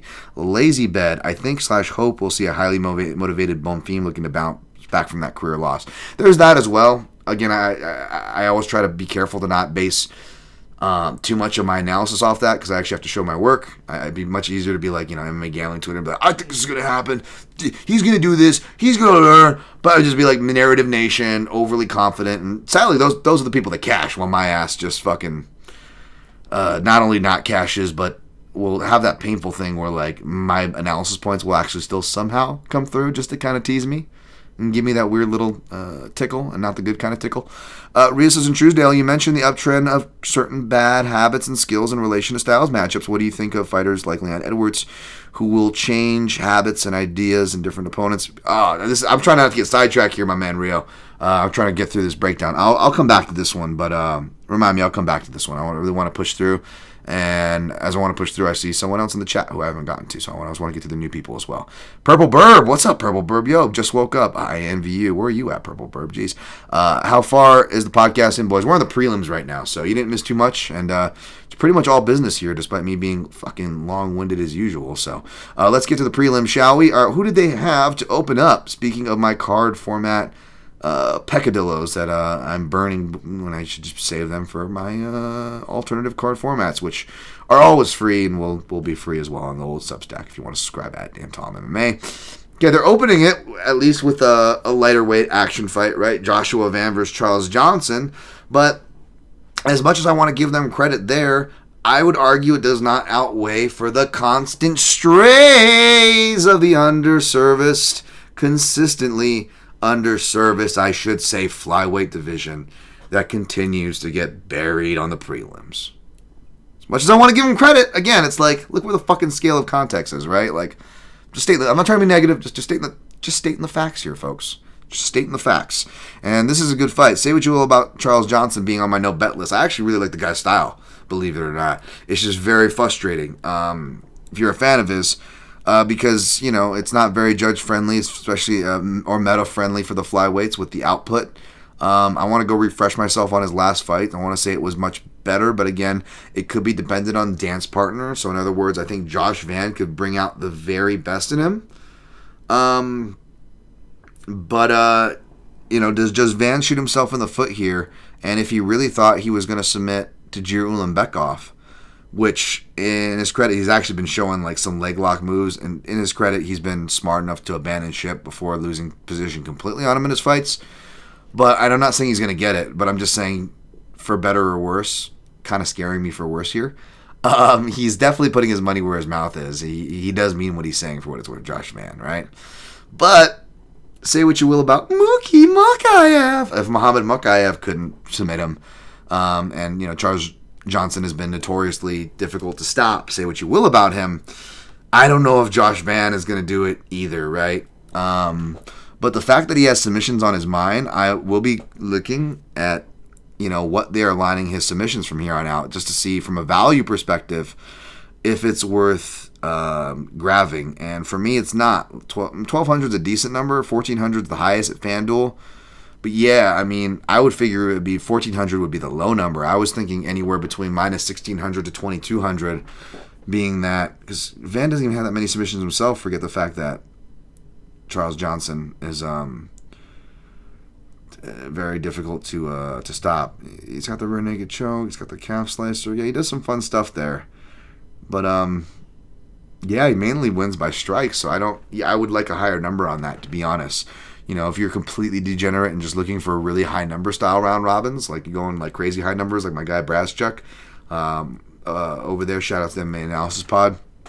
Maybe if you're high number shopping, yeah. But for me, it's just feel like I maybe I was just better kicking for coverage, and I may end up just parlaying Josh Van and Rose and just not having to worry about it, And if I lose, hopefully it's the Rose leg that loses, and if I win, I definitely feel better for the money in my pocket and the Van side of the equation coming through, right? So, in a perfect world, we'll see. But I'm in the middle of taping that fight right now, folks. So stay tuned and keep peep to my.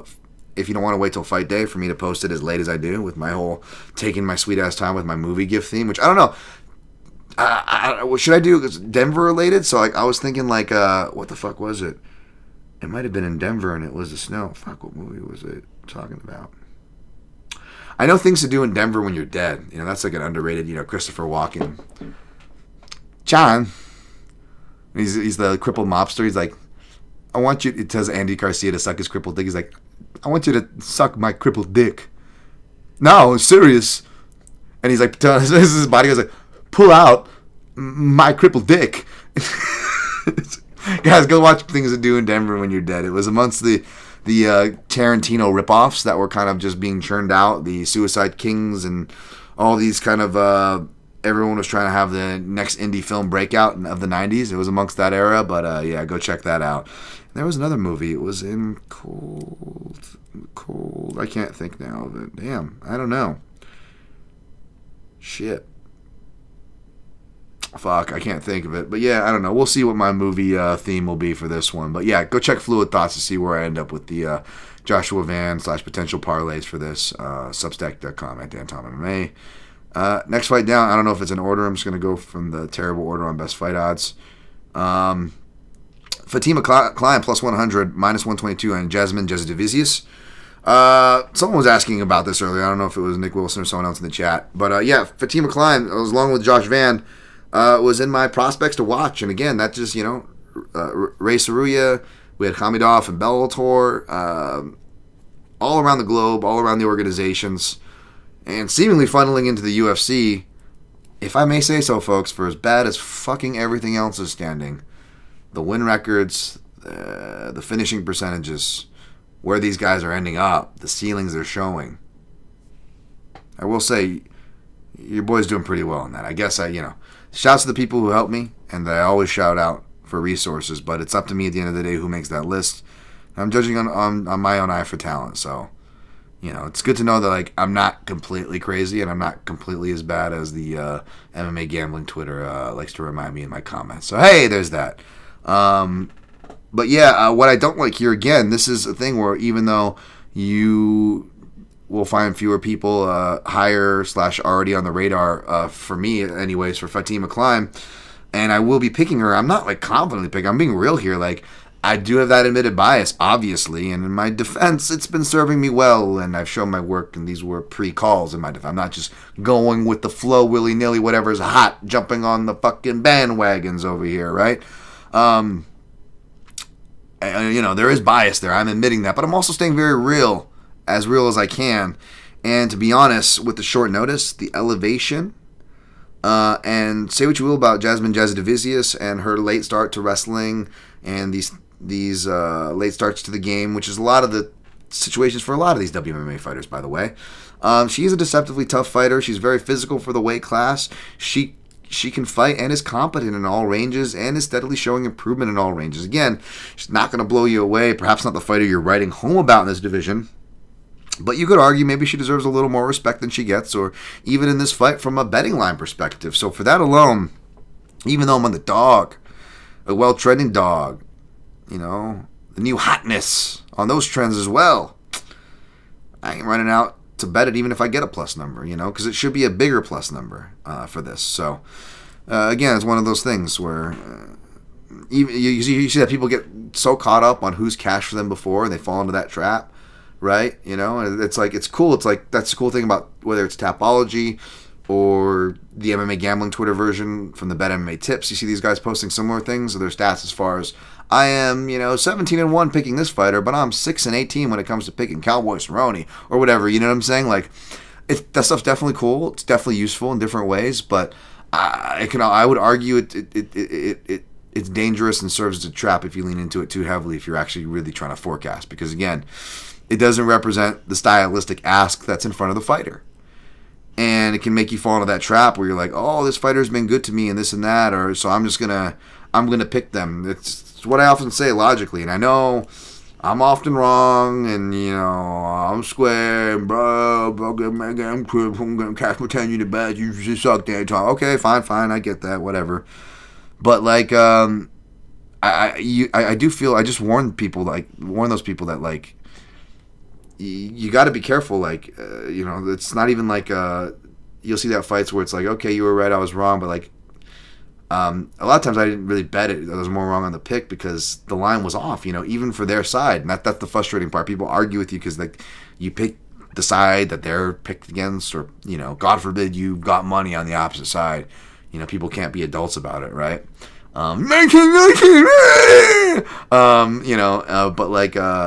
But yeah, it's like I try to make the point where it's like, dude, I'm wishing you luck. I don't even have money in the game. I'm just saying, like, I don't know how confident you should be, but even if I'm not bringing up that point, it's like, even if you are that confident or justified, you should be getting a better line than what you're getting, and you're not. So it's just, again, trying to keep that same energy. I'm not all analysis too. I go by the numbers as well, but it's very selective, shout out to my religious brothers and sisters, but it's that critique you often hear religion get, where it's just like people like to pick and choose from whatever perspective Bible they go from. If we all went by every page and every word, we'd be living some real different lives. Shout out to you folks. Now, I'm not shitting on you religious folks out there. Do your thing. All right, but yeah, I'll pick Fatima Kline. I just don't like the line. Long-winded.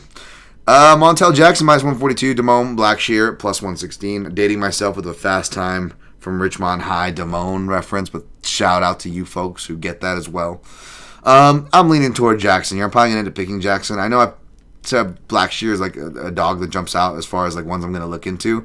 And I'm going to look into it, but I'm probably not going to end up on that side, Again, he's another long guy too, so he could be suspect as too with his gas tank.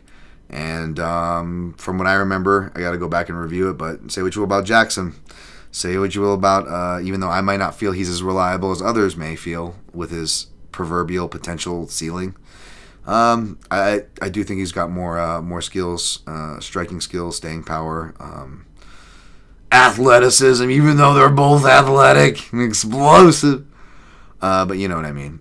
So, yeah, it's more just my fate on Montel Jackson of like, again, he should be arguably showing it more for how big he is, and he's way too big for he's like the Sean O'Malley, it's like, you're going to see it, they're either going to physically fall apart, or they're gas tank wise, and we've seen it a little bit before with Montel Jackson, we've seen it with O'Malley, you see it with these tall fighters, again, I say it time and time again, he is top 3, easily top 5 on that list, so he's my canary in the coal mine that I'm going to look to fade, and as these fighters only get older, it only gets worse. See, that's where I get ageist, is where everyone's like, oh, mid-30s. I'm like, no, I'm looking for lighter weight guys cutting a lot of weight in their early 30s, because that's where it turns. That's where the diminishing returns start to happen around that point. And how old is Montel Jackson here?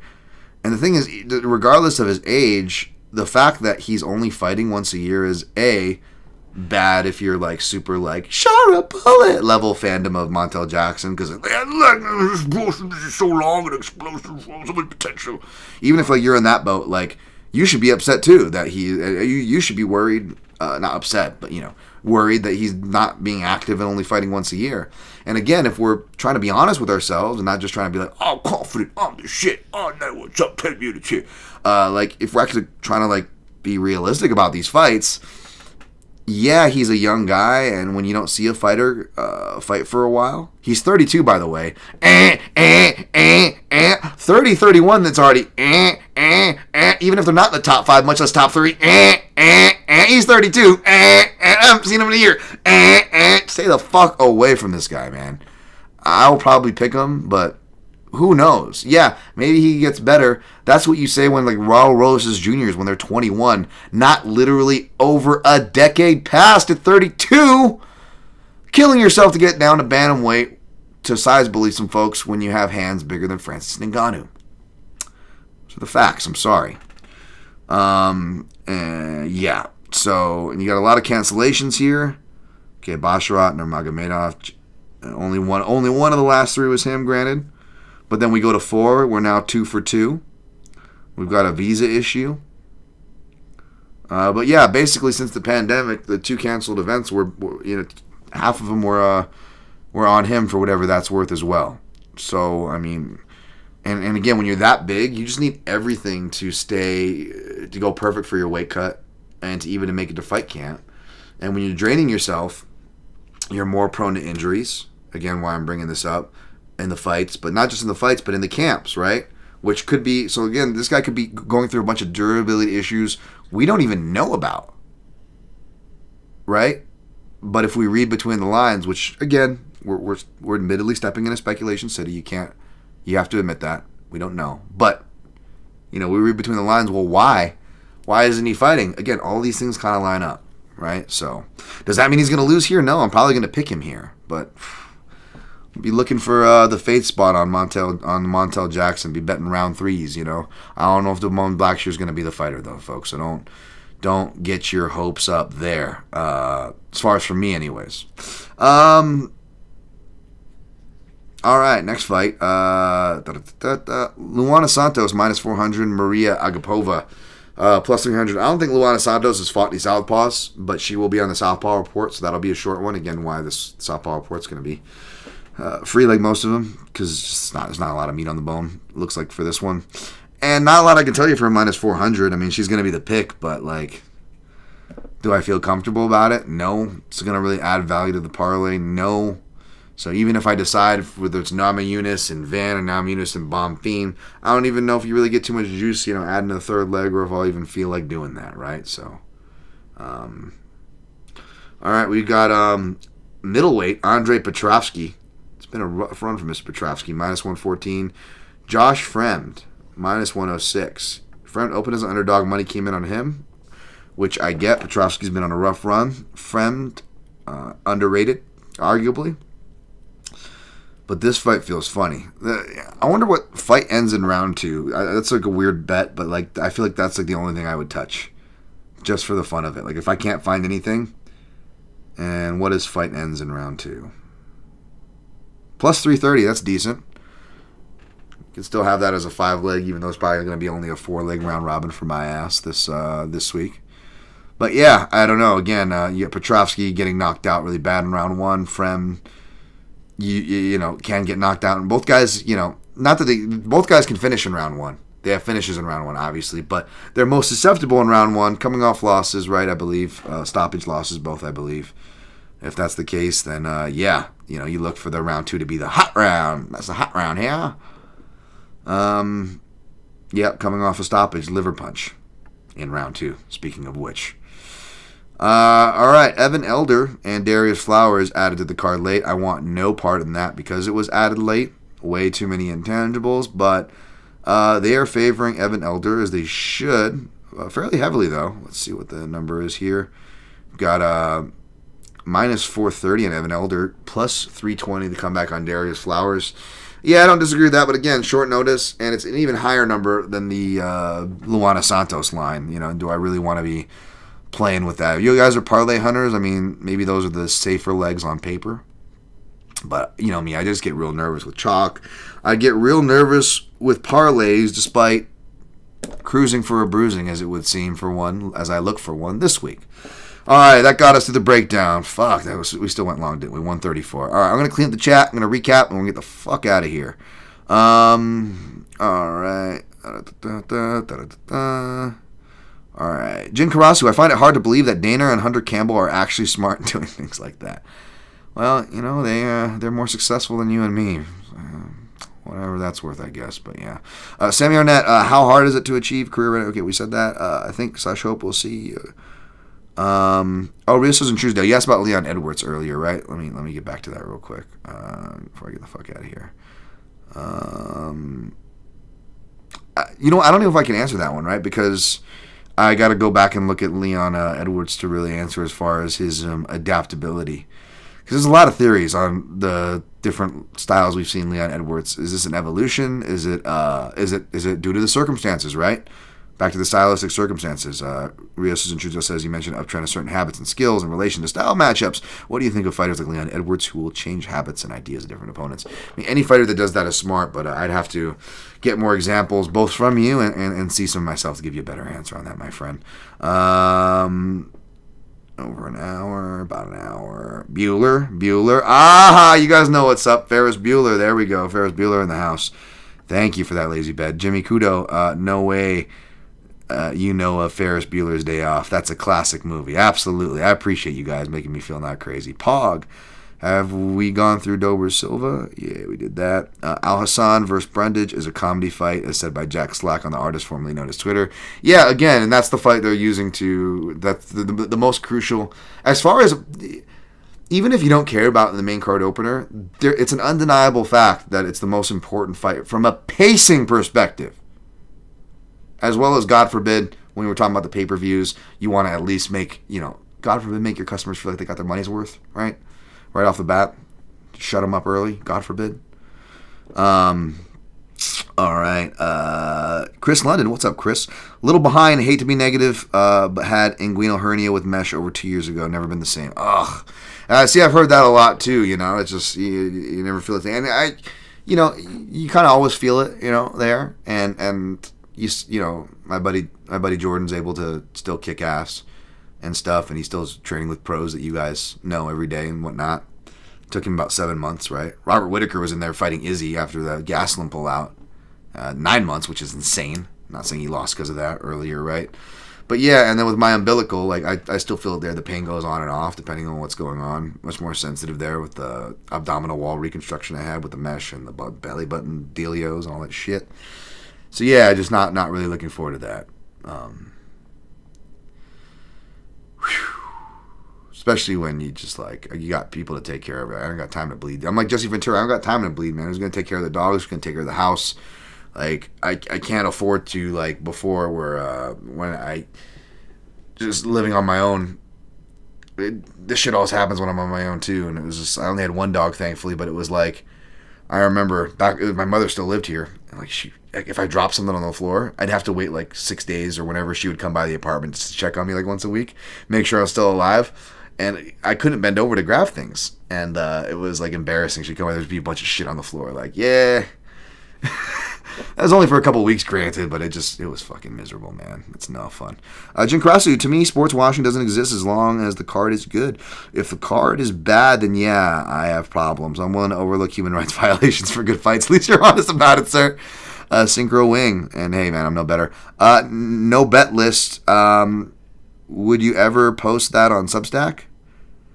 I mean, yeah, but it's hard because it's it's I used to have a fights to avoid section, right? But it became to the point where it was I don't know, but what if it's especially now, this was even when I was doing good, but especially now, who the fuck am I to tell you what fight to avoid? Because what if my dumbass is, what if I didn't do the tape study? Right? And you did, and you found an angle. Or I did the tape study, but I'm not fucking super smart, folks. I'm not some perfect fucking person. I know I get accused of holding myself up like one, but I'm not. I don't get. But it's am I self-deprecating or am I full of myself asshole? Pick a fucking lane, people. You know what I'm saying? Jesus Christ.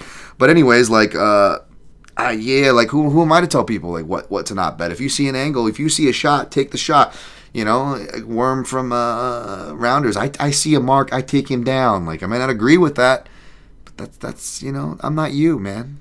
So, but yeah, no bet list. Chris London flipping back and forth between you and Tucker Carlson. Great night. Thank you. That's a weird combo. All right, we're gonna recap and get the fuck out of here, guys. All right, taking Chud Hose over Cortez. Taking Salikhov over Gentle Snake Santiago Ponzinibbio. Taking Drew Dober over Jean Silva.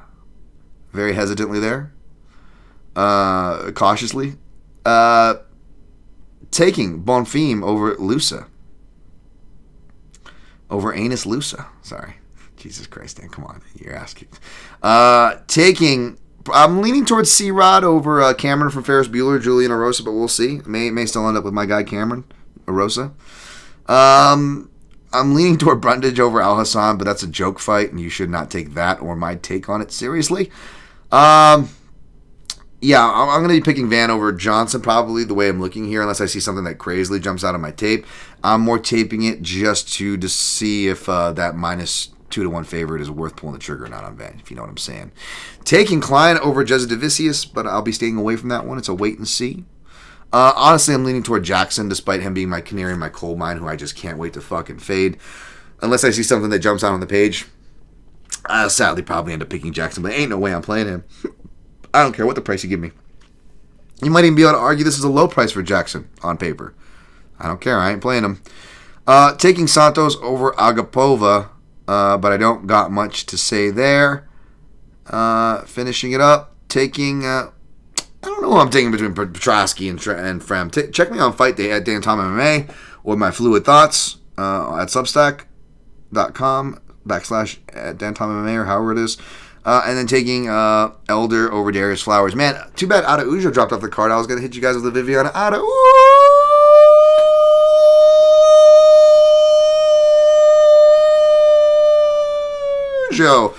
There we go. One for the hole. All right. Plays. Salikhov plus 161 unit. Honestly, that's all I got. Again, thinking about parlaying Rose with Van or maybe Bonfim, one of those two for even money at either 1 or 1.5 units small, and then having, maybe Salikhov as the other play. Even if I pick Brundage or these other dogs, I really don't see myself playing them too heavily. As far as the round robin goes, Salikhov by KO will probably be on there. Probably nothing with Rose, because if I do anything extra, it's just going to be my 0.17U round flyers in 3, 4, and 5. Maybe I do like a Drew Dober by decision or Joe Dober round 3, or a fight ends in round 3 if I'm feeling froggy. Bonfim-Loosa, I'm definitely going to do like Bonfim round 2 or something and get cheeky with that.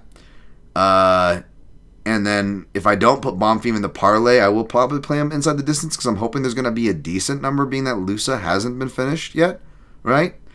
So there's a possibility there. So we're like 2.5-ish on the round robin options. CeeRod-Cameron, we'll have to see what jumps out, but I'm not looking forward to betting that fight, because I like both sides for different reasons. Again, even if I pick Brundage, I'll have to see something really stupid at a really stupid number to get me even to throw and expose myself on the round robin. Joshua Van, again, the by submission and this and that, like against a guy who's not really hard to finish, right? And Johnson, and I already have bad luck, and as the Chinese say, bachi, in betting his fights anyways. I'm already going to be pushing my luck enough if I put Josh Van in a parlay. Let's not push it any further, Dan Tom, right? MMA God's already, you clearly do not get any of the slack others do. Let's just be real about your lot in life here. As far as that stuff goes, I'm very grateful for everything else, folks. I'm just saying, let's be real. Facts state for themselves. Fatima Kline and Jasudavicius, nothing there for the round robin. Unless I see something for the Jackson-Blackshear, probably nothing there. Probably nothing for the Santos-Agapova, unless they have some stupid method that I can't say no to for the Santos end.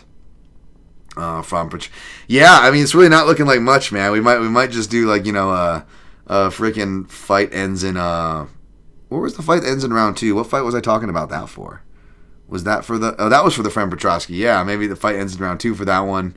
A fight ends in round 3, or like some cheeky Dober decision or something for that. Bonfim round 2. And then Salikhov KO. Yeah, I'm not too confident. I'm probably going to be keeping it small this week, maybe even under 5 units. That's including, even if I play everything that I just kind of laid out there, that still puts me under 5 units. So people stick it up their ass, giving me shit. You can give me shit for my losing record, but don't, please. I can actually justify the plays and the unit sharing sizes and the coverage. Like, again here, I'm not fucking dressing this card up anything that it's not. I'm being real about it. I'm being as physically conservative as I can whilst trying to show the facts. That's all you can do, folks. That's all you can do. Going to be trying to still practice and letting go of the results. Hopefully this will continue to make it a bit more enjoyable as I continue to get handed my asses in losses. So, yeah. Thank you guys for joining the chat. Like the video. Michael Ponza. Thanks, Dan. You're welcome, Michael Ponza. Thank you for joining in and saying hi. I always love seeing new names in there. Does Denver affect the card as badly as Salt Lake City does? It should affect them worse because they have deeper elevation, sir. But we'll see, right? We will see. Perp Bird. It's Bonfim going the distance. Worth it. You can go back in my breakdown there, but I think, like I said, I like Bonfim in round 2 for a reason. I feel like that fight is going to get finished. Hopefully. All right. That's a long note. I know that out of Ujo, right? I did pretty good. That was like my version of Iron Maiden, you know, whatever. Fucking what's that song? Oh my god. To the gallows running low. Yeah, that one, whatever. The fucking someone needs to come out for a Brazil fight as an enemy. You know, as a visitor, that Iron Maiden song. Hallowed be thy name. Sorry, metalheads that were screaming at me. How did I forget that? Fucking Steve Harris on the bass. Goddamn, motherfuckers. All right, good luck on your picks and plays. Get the fuck out of here. Don't be a dick. Be grateful for your health. Be grateful for anybody who helps and supports you in your life. And live that life any way you see fit. But just be grateful for those around you. And always protect your neck.